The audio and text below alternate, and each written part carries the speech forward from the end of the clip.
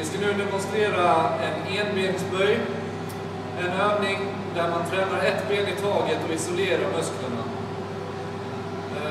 Övningen kräver att du stabiliserar hela kroppen nerifrån och upp och används därför väldigt ofta vid rehabiliteringsträning. Bland annat för att återuppbygga stabiliteten i och runt knät. Startposition är framför en box eller bänk. Något som är ungefär i knähöjd på dig själv. Och med en skivstång på ryggen. Och axlarna.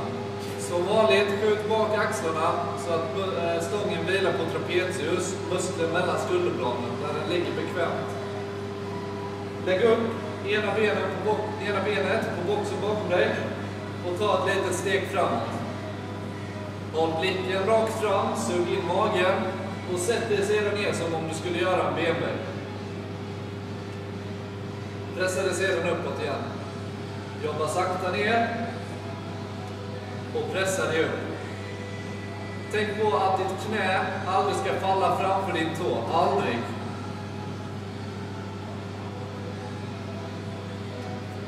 I början när du gör den övningen så kör den gärna utan vikt för att bli bekväm med rörelsen.